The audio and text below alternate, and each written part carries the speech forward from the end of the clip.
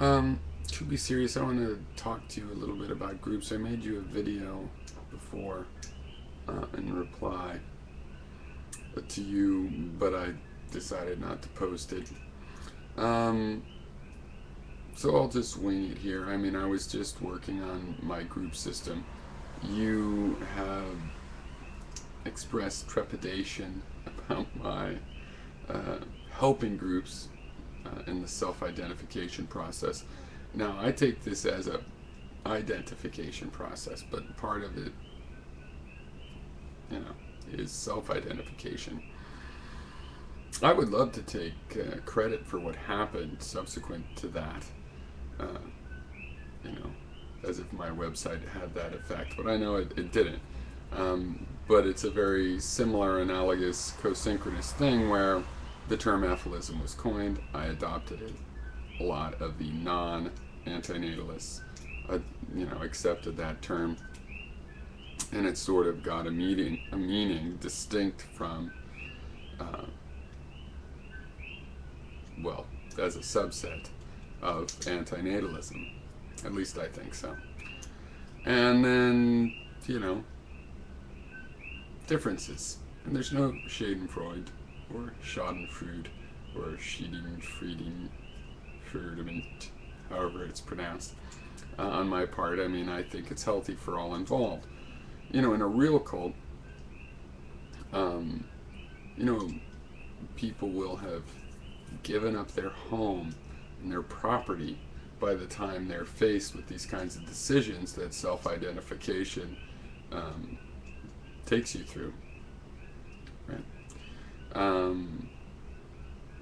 Once you've given up your home and your property, and suddenly you find out that somebody you're associated with and that's sort of representing you because they're speaking and they're part of a known group you self-identify with and other people identify you with, and you're like, wait, that's not quite what I believe. By then it's like, well, but whatever, I'm kind of all in now. That's not a big enough deal to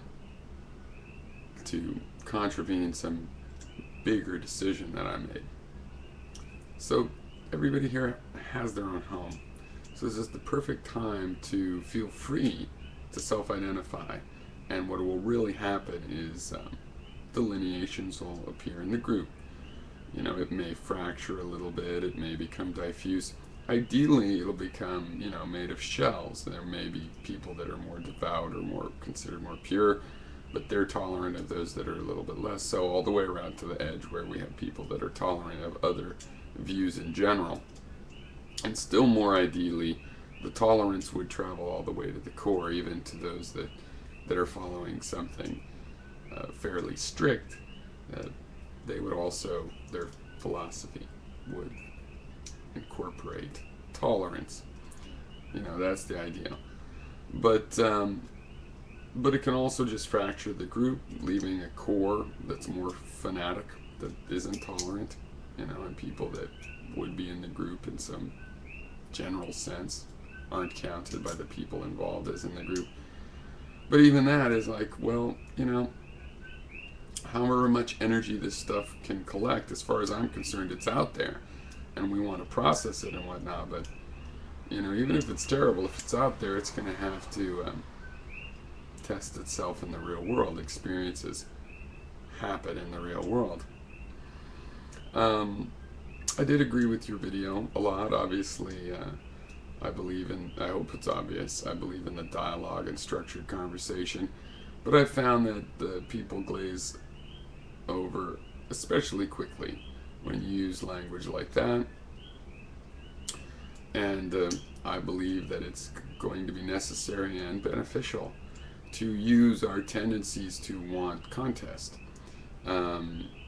And then to make those contests structured so that there's always information for everybody else besides those in the contest. There's information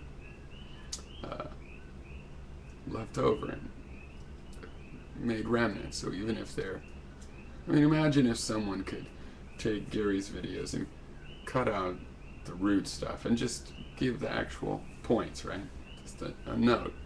Now you might say, well, why should Gary get away with saying all those things, and then somebody goes out of their way to cut it out, make him look better? Well, it doesn't really make them look better if people know about the context. In fact, someone could say, well, Gary is using that rhetoric for, some purpose, conscious or unconscious, or to some ends, even accidental. And why should he get away with that?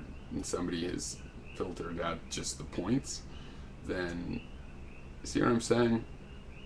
It's kind of can be a win-win or lose-lose depending on your perspective on it. And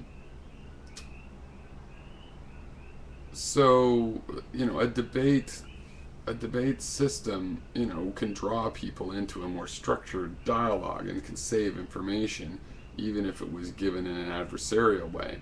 But there might be a lot of noise, might take a lot of work, a lot of note making. Wouldn't it be better if you had a video that was just all good, no need to condense or note it down? Well, yes and no. Even in something really good, if you condense it down to get certain cross sections or focus, that can be useful. But I think the tools are going to be available for people that want to go more for that to begin with. Anyway, it's going to basically promote that. But I don't think that just because it promotes it, you have a majority. I mean, how many centuries do you think it's going to take for people to self-train better thinking habits? I mean, at least a couple. But it is always happening all the time, so that's a comfort in the meanwhile. All right, cheers. Oh, I had these inefficiency stuff, so I still haven't made the transfer. That's the next thing on my list, is to do the transfer group, and I'm still gonna try to hold you to your offer to do the book clubs, and there's some other ones too. I mean, I consider you responsible, and our disagreements on these matters are, they're actually beneficial. I would like somebody of a differing opinion to go ahead and do, and maybe the book culture is not the right name for it, maybe it is, maybe it's one and there should be others. I also starting, what did I call it? People that give citations or something. Hannibal Barca and The Skeptical Heretic, and I would, I think I could put Professor Anton in there, and you. That's one I would like to go in, actually, because I give citations sometimes. No, actually, I'm against it, so I don't want to go in that one. But yeah, if you still want to do that, that would be very beneficial. Well, I guess that's it. It just seems like there was some more in the other video, but those are at least some thoughts on these issues of debate versus dialogue and groups of people. Okay, cheers.